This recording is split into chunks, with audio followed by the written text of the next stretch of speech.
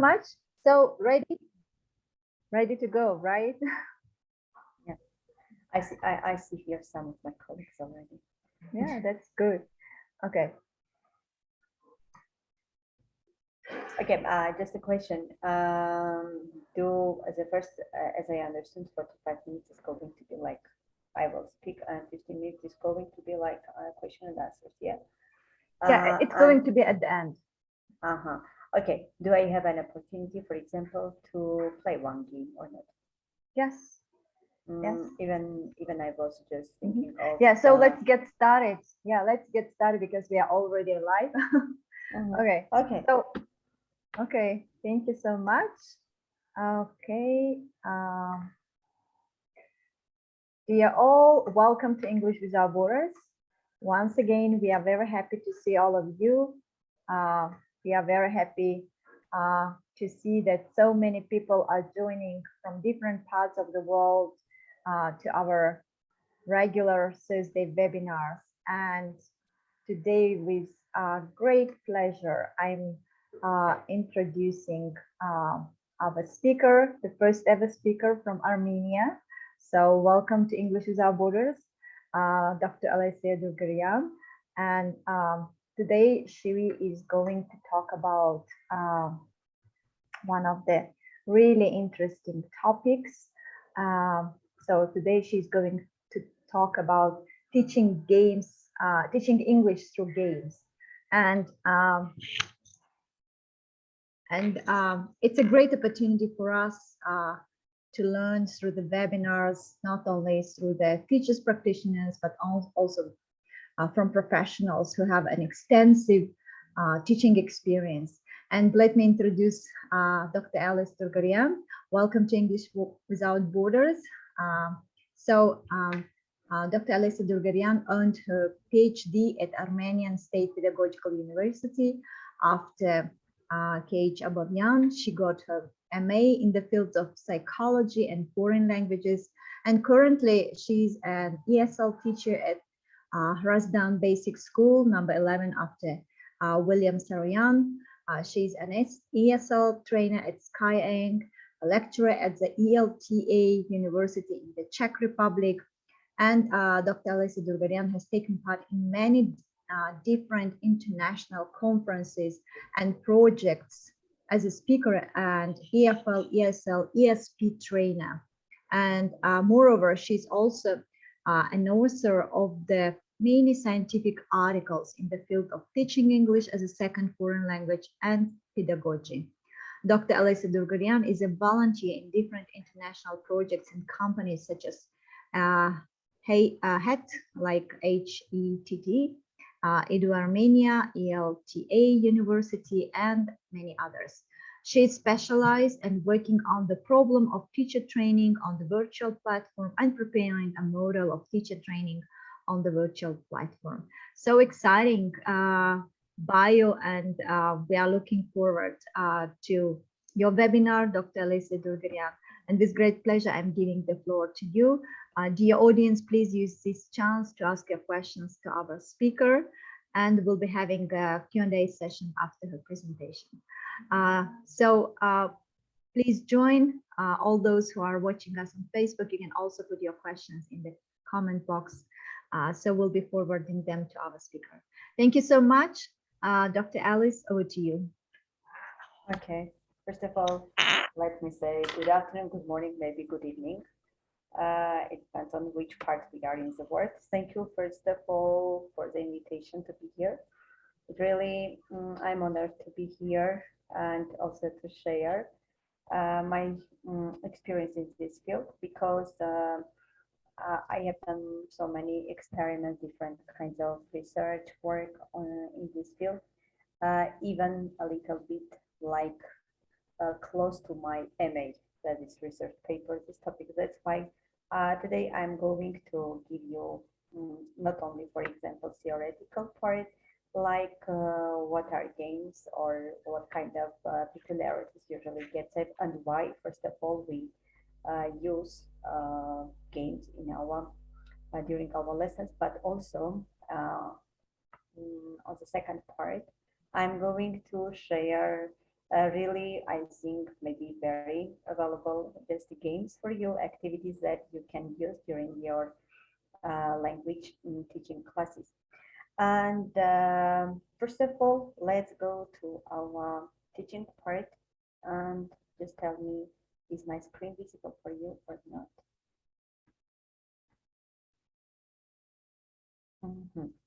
Okay, let's start. As we have talked today, our topic will be about teaching English through games because sometimes we say that games are activities can be like leisure time activities that usually we use in the kindergarten or during maybe elementary school. But imagine even we teachers when we go and participate in different kinds of training courses, and how just glad how we enjoy the part when we are having, for example, such kind of games, or we are having an icebreaker, or we want to revise or just practice something, and everything we just do it games. First of all, I would say that games, it can be like leisure, it can be knowledge, it can be activity. Let's start from the leisure, what we understand by saying leisure, because while using games, they are kinds of, let's say, maybe a box of activities, let me say, about the games, which we usually use during the lesson in order to make our lessons more interesting, more flexible, because maybe if we have like a traditional lesson, during the lesson, our teachers, our students, especially the students who are very shy, they will be just, again, ashamed of just doing or speaking if they are not self-confident. But with the games, you can just find out even such kind of students who really are ashamed of speaking, but they really during the game are the most active students. And that's why, because in this case, lessons are going to be a very good one, like a label, and at the same time, the second component, like knowledge. Through games, I can teach grammar. Through games, I can teach vocabulary. I can teach like developing speaking skills and different kinds of things that I want just to teach, to practice, and why not really play with my students? Because imagine like a situation, your lesson is the last lesson and you enter the classroom with energy and want your lesson just to make it more and more fun and interesting one, but your students are like too tired. And really, in this case, teaching through games, it will be a good solution for making your lesson more and more interesting.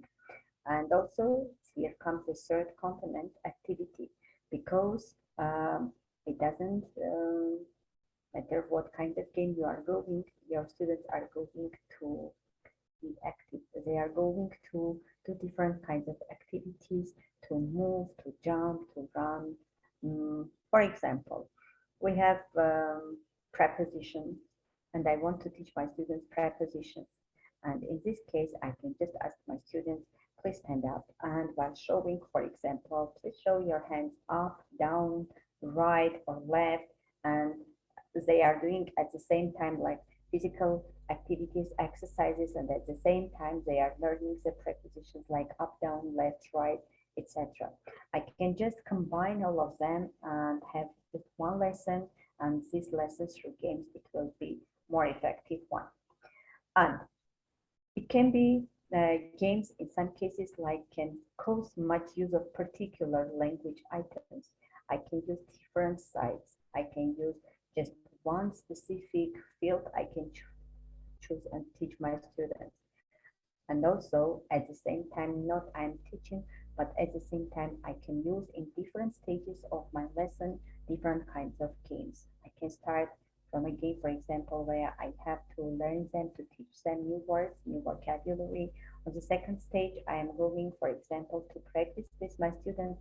And in this stage, I can just use another game, and the whole process that is going to be, it will be a really wonderful one, amazing one, because they are just too active.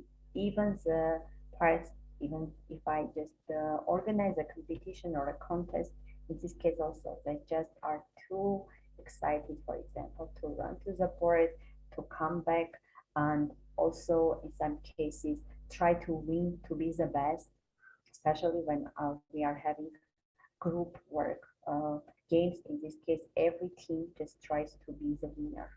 And also we try to change, let's say, the format and also the direction of the lesson, and help our students not to have traditional classes, but also at the same time just to get more experience. For example, I have a lesson and I want to teach my students about the vocabulary, and in this case, my topic, let's take vegetables. And with the students, we try to draw something, or even through art, we can make it. Or in some cases, we can take, for example, some kinds of vegetables and use them. Or my topic will be shopping, and it's really fun because I can revise the numbers, I can revise and teach and learn the new words concerning to the shopping, and having a role play with students where they are playing role plays, and in this case trying not only use the new vocabulary. For example, one can be shopkeeper, the other one can be customer, and trying to do shopping. And in this case, we can have like the study part, and we can have experience in this case, and we can practice the whole in one just context. And in some cases, we sometimes ask why is it necessary to use games?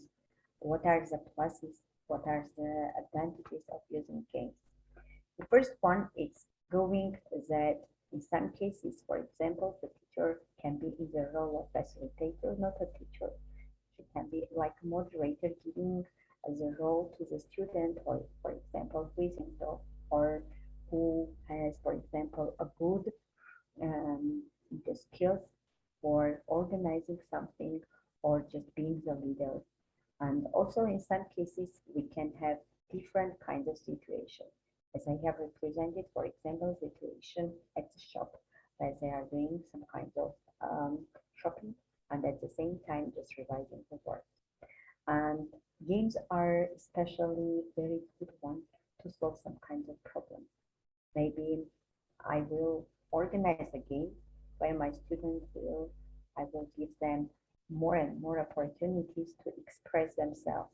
For example, for shy students, for students who are too talkative, for students who are too active, or the vice versa, if they are too passive, I can use different kinds of games to do it. And also, it's a very good opportunity to build up relationships, because in some cases, students are like doing different kinds of relationships, making friends, having friendship. And I can, for example, in one group have one talkative, and at the same time, in one group, I can have someone who is too passive, and they can do a peer work during the game. It's really very good one.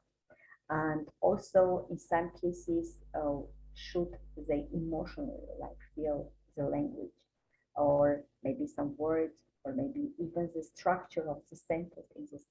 In some cases, we can just turn into game and try to, for example, you are going to be the subject, you are going to be like the predicate, you are going to be the object, and let's try to get to put in the right order the members of the sentence, and try in this case playing wild games. And also everything like they are in one contest. We can't say that, for example, games can't have disadvantages, because you can mention different kinds of causes, yes, reasons for it. For example, if we play, may my class be noisy, maybe the students will be too active one, maybe I will not manage to do something during the lesson, everything that I have planned to do, but I will say that no worry. But you will know at the end of it, for example, that this vocabulary, these new words, I know that now my students, they know these words because we have learned, we have practiced, we have not only controlled practice, but at the same time we have fair practice, and I can say that really my students are too excited and glad to be in it, and it's really helpful for them. And in this case, sometimes we can say that what kind of games can be really useful and necessary for our students. It depends on what is our aim and depends on what are our objectives for the lesson. Maybe I want to teach something, I will use another one. Maybe I want to combine, for example, physical energy activities and my topic together. These are another kind. Maybe I really want to build up a really good relationship between the students. It will be really a very good opportunity for my students. And from this point, we can just, I have just divided the games through three groups. Educational one, for when they have their own roles in education system, in learning process, and they try to just get a responsibility for doing it. Then we have group games. This one are like teamwork, peer works, group works. And in this case, games when they are organized and planned, students can be really become a good friend to each other, be close to each other, and really have a very good friendship. And also physical games, which helps not only, for example, the communicative skills or the new material, but at the same time also try to develop some kind of maybe like motion skills, or it can be at the same time, for example, some kind of physical exercises, and not only do, but also at the same time learn the words.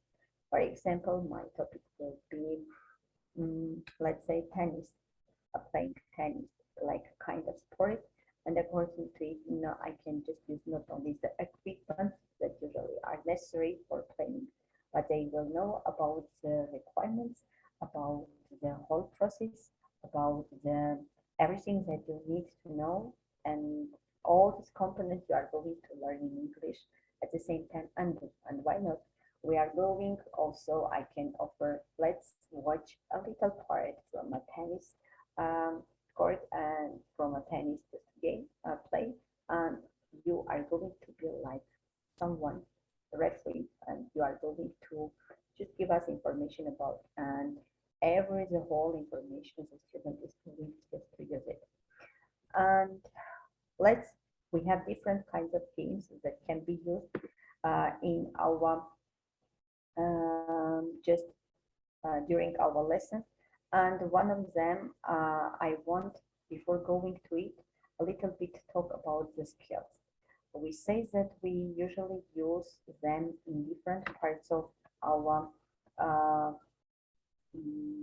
just lesson. And in this case, we just try not only, for example, choose and use this game, but at the same time, we should take into consideration some kind of points, like any kind of games that we are going to use. It should be encouraging for students, something to learn, practice, should involve friendly competition, not such kind of, for example, competition where students like to play and after it's a quarrel or something. No, it should be like a fair one. And also all the students keep involved and interested. And the most, I think, important, maybe if we ask the student what game really gives you, they will say it's funny. We really are active, we are really full of energy, etc. Now, a little bit, let's go to the 4 skills that we usually take into account while teaching. The first one is going to be writing. How can it be organized, and what will it give, for example, if we use games for teaching writing?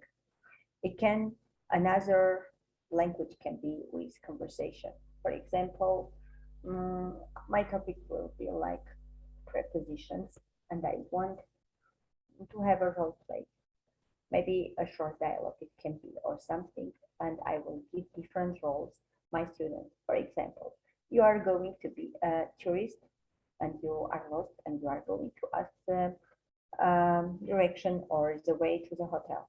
Or you are going to be a gardener and there is someone who wants to ask you advice. You are going to ask. As you see, we can just give them different kinds of roles and use them. And also there should be, for example, someone who can read, or we can even play, have a performance. Maybe it will be a short one, but it really gives an opportunity our students just to practice. I can write down, for example, the mini short dialogues, or even unfinished story. It can be through the game, for example, or we can have part of, or just a short, let's say, episode from a cartoon, and they are going to write down or to give, this one is the hero, what are you, there is a problem, how you are going to help him. Please write down some tips or give the hero or heroine a piece of advice in this case. And everything really helps my students. And the next one, the next skill, let's go to the listening. It's, in some cases, maybe our students will say that listening is very difficult. We can't understand even the speaker when the speaker is native speaker, but it's really a very good one, because I can have mini dialogues again while listening and practicing, or I can take such kind of dialogue. Now our hero is Ben, and he's going to ask you some questions, and you are going to answer. And there will be a dialogue where the student is going to listen, and during the periods of pauses, he is going just to answer. For example, hi Ben, and you have to say hi, what's your name? For example, you will say, how are you? You are going to listen and at the same time give the answer for it. And such kind of games, or you are a patient and you are a doctor and you are going to give, and the doctor's role in this case is to listen what is the problem and try to help. And while after listening, for example, the doctor can give a solution or give kind of, or just prescribe some kind of recipe for taking medicine, and you should listen and try to repeat or try to do it. Or I can just say, now we are going to energize you, and please, you are going to listen to me and do it. In this case, it's a very good one. At the end of the session, I will share this game with you. Simon says, when the students, for example, are standing and say, Simon is our hero. You can even take, for example, a doll as a hero for it. Let's say, Simon says, please jump. And the students start jumping. Simon says, please try to walk. And they try, or just to kneel or stand up, sit down, such kind of like instruction words or verbs that can be, for example, through the Simon says activity game, you can just develop. And also the next one is going to be speaking. I think in many cases, not only listening can be just difficult for students, but also speaking too, especially if we have shy students or vice versa, talkative students who want just to talk without giving authority for others. We can just organize a play in this case, or even we can just give them different kinds of puzzle based game. They have to just get the puzzle and try to just describe it, or I can just ask them, I can combine listening and speaking skills. You are going to listen a part of a short story, and you are going then to tell us about this story. Or I can give different kinds of mixed pictures of one cartoon and ask them just to put in the right order and to tell what's the fairy tale is it, for example, or cartoon is it, or you are going to get the picture of a hero or heroine of a famous cartoon, and you are going to describe. So they just try to get the puzzle and or to solve the crossword, and at the end tell the answer. There are different kinds of activities and games that you can use to develop their speaking skills, especially if you take these situations from their real life. Imagine you are at the airport, but you have lost, for example, your luggage, or you are in an unknown town, and where would you like to go? For example, I will say, for example, London, and imagine you are lost in London, how you are going to get to your hotel. What will you do? Kind of games, as they are taken from real life, it's also very hard. I can just bring another just example from their real life, telling them, now you are going to lay a table. Here you have all the cards on papers. I can write down, for example, plate, cup. You are going to lay the table, and please imagine you have a very or your guest is going to be your teacher, or I don't know, someone who is very famous, or someone who is your favorite hero, and you are going to lay the table. What are you going to put on the table? And give some time to your students. They lay the table, and now please tell me, what do you have on your table? And they are just saying, I have put, for example, 2 plates, 3 glasses, I don't know. I have for dinner, as it is dinner time, I have just put fish. Here I have or apple juice, and as you see here, we have really a very great vocabulary that we can use in order to teach and also to develop speaking skills through the games. And reading. In some cases, we can say that reading is the first part, yes, really, that we start when we start the process of teaching. And in this case, for example, I can ask and give them an opportunity, a chance, like a solution taken from the real life or a problem. Imagine you are in the shop, and this shop is a very famous one, and it has some kind of sales and discounts, but before doing shopping, there is a small information about it, or I'm going to visit to an exhibition, and before going, there is going to be the exhibition of a famous, for example, Leonardo da Vinci. And before going, I'm going to read a small info or something about this gallery, maybe, or about this exhibition, who are the organizers, or maybe there will be the picture only in the exhibition, Mona Lisa, and I will ask, please try to find some information about this portrait about Leonardo da Vinci and try to represent it. And while reading, they try at the same time practice their reading skills. And now let's go to the part of having like practical part, what kind of games can be used here. The first one can be like 2 truths and 1 lie. It's very, you can use that kind of game when you enter for the first time, and ask your students, please write down 1 lie and 2 truths about you, and we are going to guess. Really very good one, for example, because we can be classmates but don't have so much information about each other, and it really helps me to know the students, or to know it can be even I can choose a topic for it. For example, our topic is going to be hobby. Please write down 3 facts about you, 2 facts that are really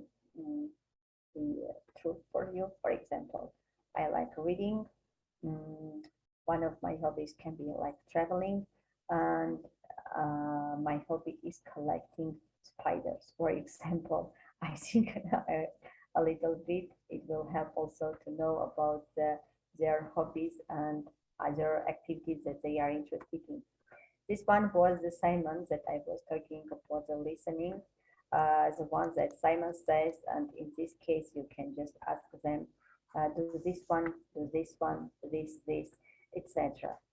And the other one that I'm going to represent here about the word jumble race.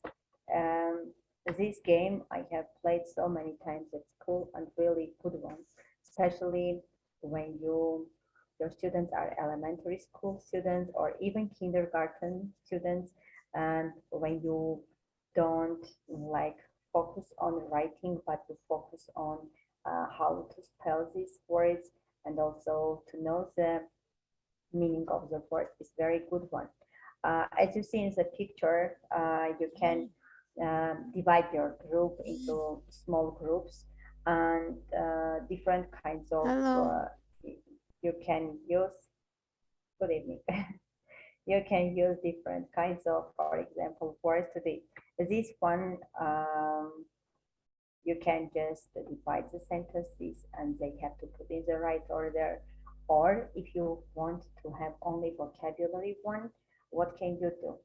You can take the photo pictures of these words, put in on the floor, and from each team, you just ask one student coming and you are asking, for example, apples, and they are trying to run and stand or on the picture or next to the picture. It's really very competitive because at the end, for example, if you have two groups, the group who is going to get more and more answers and is winning, really they try to just be the winner. Now, I'm going to share with you also other ones. And like games, one of the famous games is Curently. In some cases, we can just let's say that it really helps. For it, sometimes I can write words, for example, the kind of words on a paper, and ask my students to guess. They try to, I can have two variants for it. The first one, the student can explain, and his friends are going just to guess it, or the team members are going to ask questions. For example, is it big? Is it small? Is it for eating? Is it for drinking? Is it for school? Or is it for winter? It refers, even we can choose, for example, special topics for it. I can say, for example, today our topic is going to be like clothes, and you are going to guess clothes. The second one is like basketball. In this case, there is going to guess, we can guess a word, for example, and using like a paper or a real one. And every time when they try to just throw the ball into the bucket or somewhere or box that I'm going, and the one who is going to have more balls, for example, they are going to be like the winners. And also in some cases, for example, this one, plus water game, we can have like the pictures and write the word and try to find the picture for it, or the vice versa. I can have the picture on the board, and let's take, for example, the rooms of the house. I can have different kinds of things. Write down the names, for example, sofa, armchair, door, or something, and hide them in different parts of the room. The task is to find as many parts of the furniture, or I don't know what will be my topic, and try to tick on the board, find the word. For example, I have the picture of sofa. They have tried to find the card of the sofa and try to tick on the picture. The team who will have more answers, who will find more answers and tick on the board, this will be the winner. This also physical, like at the same time, like educational games. And the next part that I'm going about the speaking, like true false storytelling. One of the students, for example, can tell a story, and they having like different kinds of cards, True, it's true or false? Or this activity I a little change during the lesson. In many our textbooks, we have text, fairy tales or short stories, and always after the story we have an activity true or false, or not stated, or don't know. I always ask my students to have like handout things, like on one true, one such kind of like false, one such kind of like not stated. One of the students can read the sentence, for example, Cinderella was from a rich family. And according to the text, the students have to show me like the stick, for example, false. And it's really funny because some of the students who were inattentive, who haven't listened to the story, sometimes they try to look at their friends to find and show the real right answer.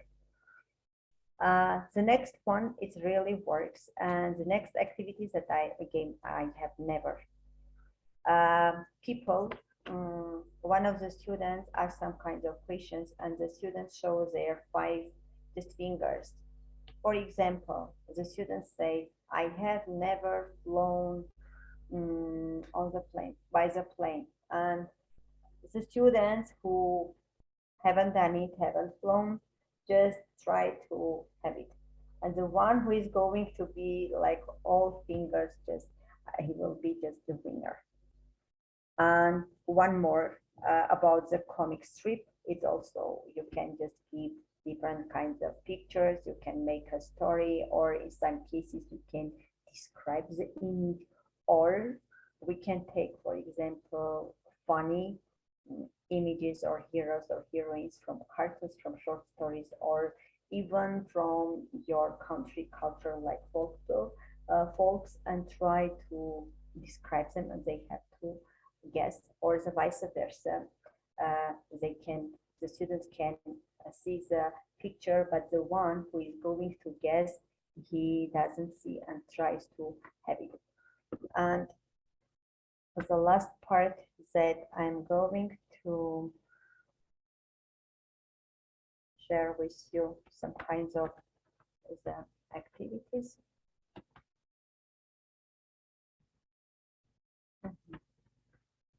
This is a chart that I was talking to you with the pictures, how you can show your students about, for example, how to play them. It's really very good one. Even you can have pair works and gives some papers or just stick on their forehead, and it really was. This one is taken from assignment, says how they try to just copy and show the same activities. The next one here is going to be like hot seat. It's also a very interesting one. If you need later, I can just share the slides and you can just use it, how to play them. This is for hot seat. The next one, what is your problem? For example, we can have different kinds of situations taken from our day's life, and I will ask, for example, you have to guess it. My problem is, for example, I have a bad headache, and the doctor say, oh, it means that you haven't slept well, or I have really my finger, I don't know, hard, what can I do? And the doctor can, or you can go to the shop and say, really, I'm too thirsty. And for example, the shopkeeper I can just offer you a glass of cold water. It depends on what situation you are in, and according to the situation, you can have a role play. And this is also very one. For example, you can choose a topic, divide into groups, and write down as many words as you can. For example, here I have just divided the classroom into 3 groups, and my topic is school. Each team is going to write down as many words, or even I can use this one. As you see, you are going to change only the first letter or any letter, but line 5, as you see, it's just pronounces and like sounds the same one. You can, it depends on what you are going to practice, because remember, any kind of games that you are going to choose and to use, this game is going to be like, should have a purpose, because I can't take a game, use it, and what will be my result?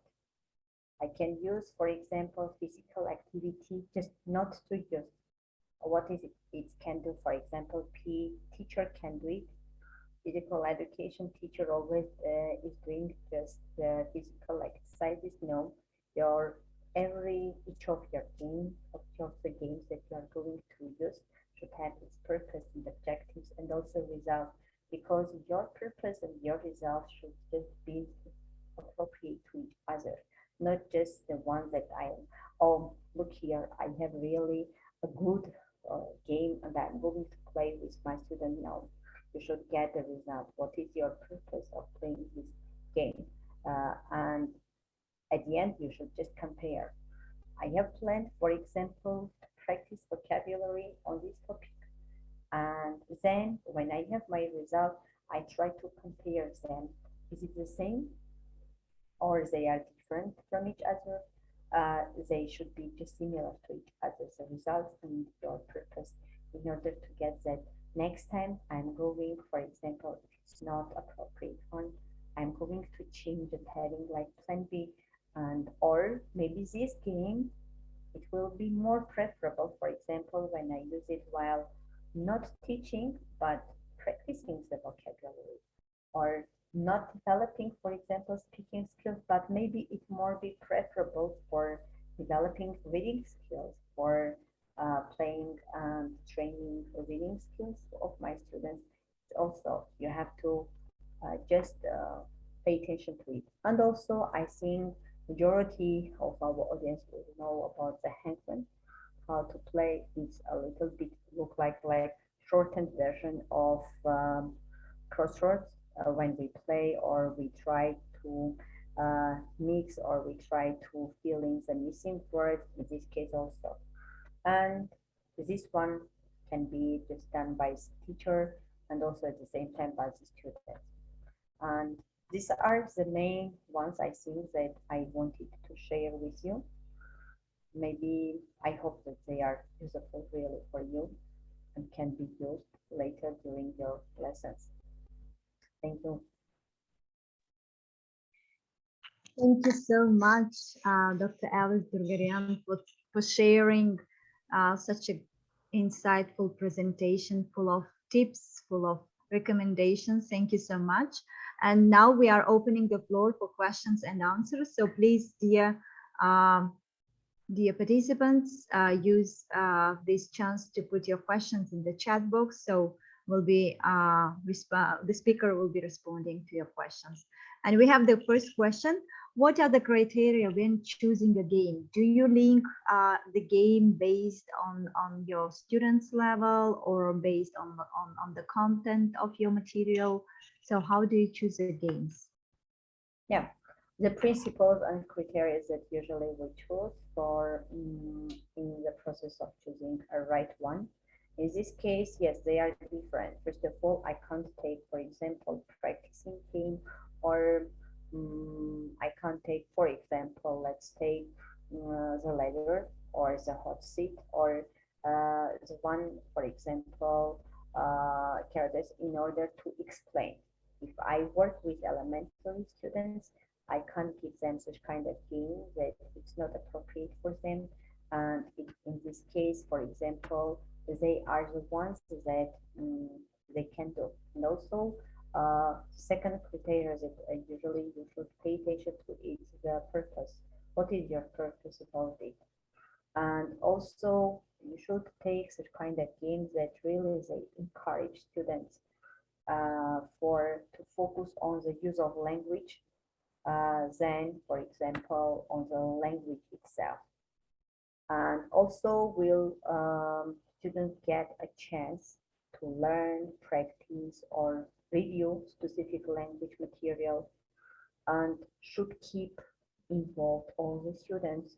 Even nowadays, when, for example, in our classes, we have students with special needs, we should also pay attention to this one, to choose such kind of games that in order to be able to involve students with special needs in, and also the most important, I think, to be just fun, include something to be active for students.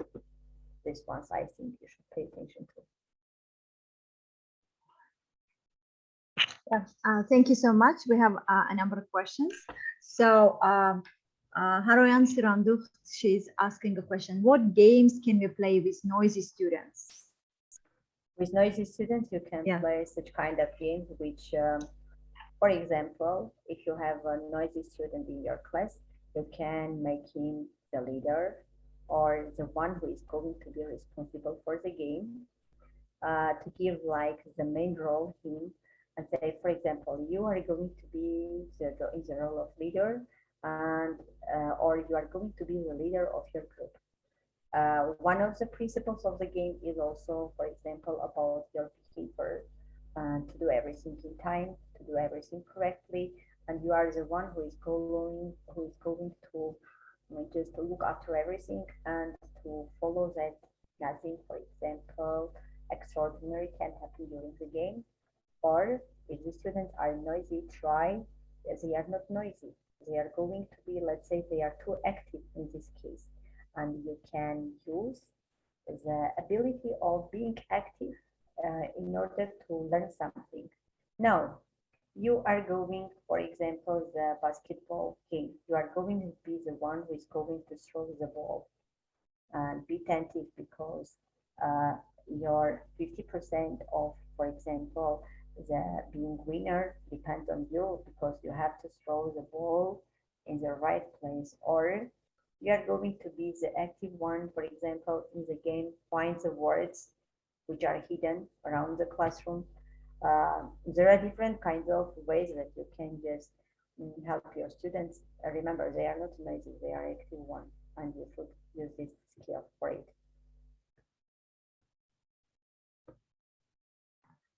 Excellent, thank you.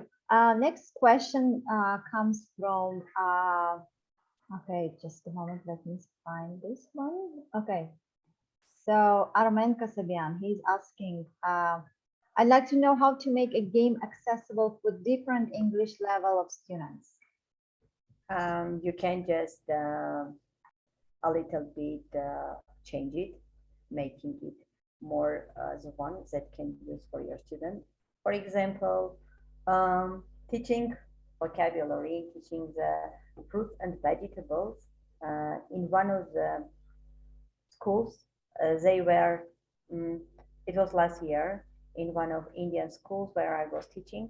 And in order to practice and to learn and also practice the names of the vocabulary, I took a game through the art. As my students were beginners in writing, with their writing, we tried to draw. And what we were doing, we were just, at first we were having all the materials, didactic materials for showing them. And at the same time, then we try to draw. For example, now today I'm going to prepare a beautiful or a tasty salad. And you students, you are going to, and what was interesting, one more thing, the lesson was on this online lesson. It was an online lesson, not face-to-face, which was really more difficult for teacher because they are in front of their screens and you are in front of your computer. You can't just touch, you can't just help them to do. And we started to draw. We took a while after learning the words of vegetables with drawing, with showing. We tried to make salad. Before doing it, we need to have the recipe, and we need 2 peppers. They draw the 2 peppers. Now we need, for example, 3 tomatoes. They draw it. And our recipe was with a picture, and then with the help of their parents will try to make the salad, and at the end just to get it. This was for 5, 6 years old. The same method, but a little bit changed, we use with elementary school students when we trying not to draw, but with writing. And before writing, for example, we had the pictures of it with their names, like matching, like trying to explain, describing. For example, I chose 5 students from the class, and you are going to be in the role of tomato, you are going to be in the role of paper, cucumber, etc. And they train. I am a vegetable, I am red one, or this is one. For upper students who have, let's say, A2 or B1 level, for these students, I can take another list of words. For example, about the feelings, like anger can be like love, it can be like to be impatient, etc. It depends on also the same one I can do. Or the hangman, I can use the one that with the pictures that can guess with letters, or I can for upper, for example, for B1 or A2 level students, I can use phrases.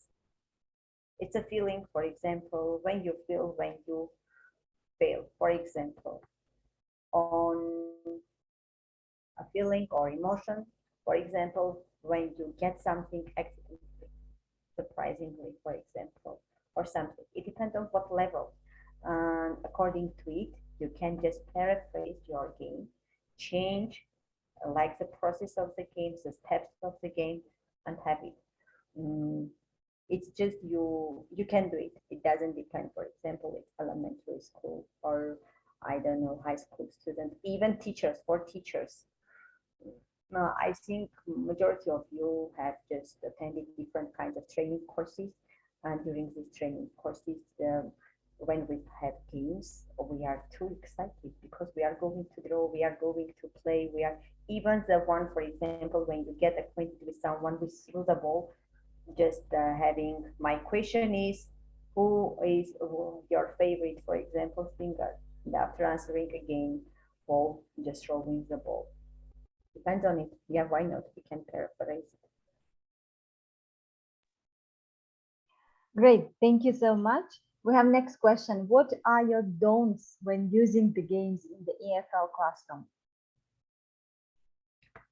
Let's say that strict don'ts we don't have, but in some cases you should, as I have told it, it should have purpose, and also results should just be a similar one. Just not to like purposely just use this game and without any good result or something. And the second, you don't pay attention to the skills of students while dividing into groups.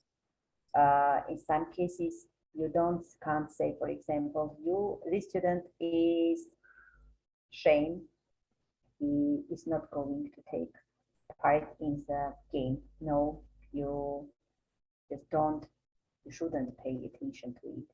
And also, you don't plan something or which is not in the framework of your topic. If I'm not, for example, if I'm teaching grammar, I can't use an activity which is not appropriate to the developing or training the grammar skills. In this case also, but they are not strict ones. You can pay attention to them, but not so much that they are don'ts, and you shouldn't just use them.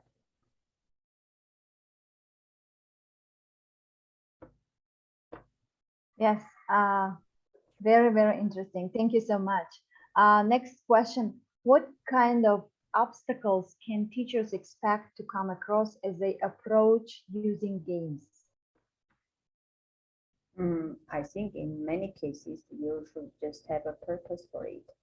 And we can't, at the same time, as I have told about the pluses, but also about the minuses of games, you should pay attention to it also, because we can't just, let's say, the whole lesson turn into games. And what are you doing? Just imagine a situation, your student goes home and the teacher and mother asks, what have you done? We have played today. And how you have played. It was a lesson, not a game for you. That's why I think in many cases, for example, we can say that through the games, for example, using games, the first one is just to change the format of the lesson. But at the same time, we shouldn't just forget about what is our purpose. It's teaching, learning something, not just to playing it. And when we use games, we should just pay attention to it. And at the same time, while using the games, it's important, for example, to use them purposely. Because if we don't, we can't say that through the games we can teach everything. No, there are many points, there are different kinds of sides or branches, fields that we can't, for example, use all the time. And just imagine a situation that all the time you are just using games. It will be a time when it will be really boring and your students will say, again, games. We are just tired of it. That's why you should just use it in appropriate time, really, which is you need to use it. And your, like say, final, this result should be that at the end you should get something new from your students. You should get the result, you should get the solution of the problem that you want to solve through the game. That's why you should just keep the balance between the like material you are going to do and the games that you are going to use. Yeah, awesome. Thank you for sharing. So next question, how long have you been using games in your classes? And were there any situations when games didn't help much? Yeah, why not? You are not 100% sure that your game will work.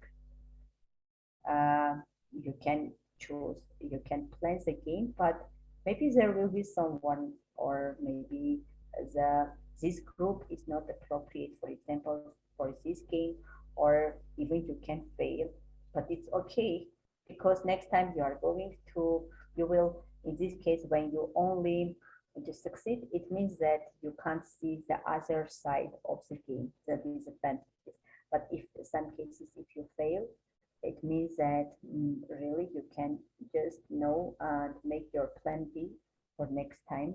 And that's why it's not, I think it's not will be even like quite, if we say that 100% you should just you should succeed in it. No, in some cases you can even fail. It depends on it. And what refers to how long, it depends on, first of all, what level, what age, and also what kind of program is it. According to it, and also, for example, there are schools which can say, we don't want so many games during the lesson. We want theoretical, for example, more theoretical or more writing part. It depends on it too. And you as a teacher, knowing your students, you can decide how many times, for example, during the semester or maybe during the week, you can use games while teaching.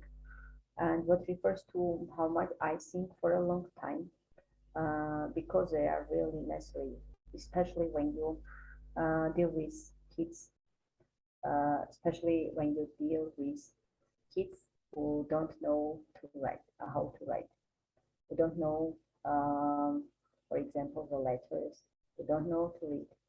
In this case, really it helps. Yeah, thank you so much. And we have, we all teach in the schools, and where the students are mostly focused on their phones, right? So in these cases, like, do you use any games on phones, like to enhance learning? About games.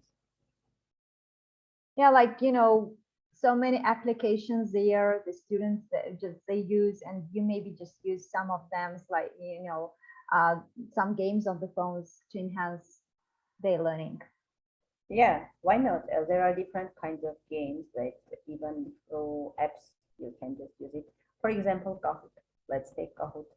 It's if you have an opportunity, for example, of internet, you can use it Kahoot, like revising games or practicing something, or even there are some kinds of apps which or sites that help you really to solve the crossroads or puzzles, or through the games, or put in the right order, and like different kinds of such kind of games. For example, they build something and get the word, or they solve for example a problem and get the solution for it, or in some cases even you can draw or look at the picture and try to guess it. Kind of, yes, there are many of them.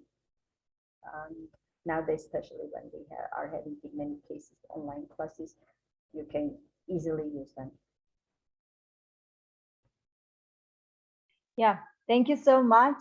On behalf of all participants who are watching this session via Zoom and also via Facebook, we are extending our deep gratitude for such wonderful presentation. Thank you so much, Dr. Alice. We received lots of tips, and I'm sure that the teachers will start applying those tips in their daily teaching. And of course, yeah, some of them requested to share your presentation. As soon as we receive it from you, we'll be posting it on English Without Borders website. And of course, you can get access to these materials via www.edwben.org. So please stay tuned on us.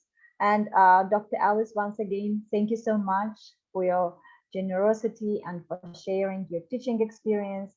Thank you for sharing your passion to teaching with us. And of course, we do hope that we will collaborate and we'll be able to see you someday in person in Tajikistan.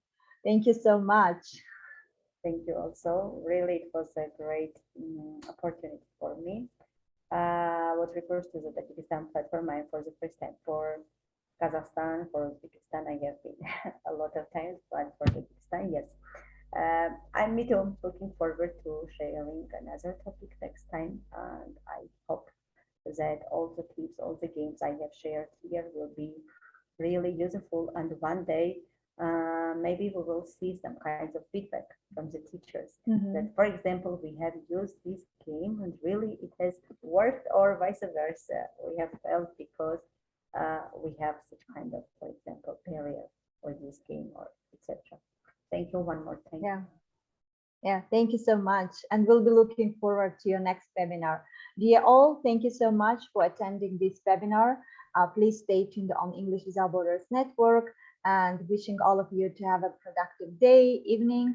And yeah, so see you soon. Bye-bye. Thank you so much. Bye-bye.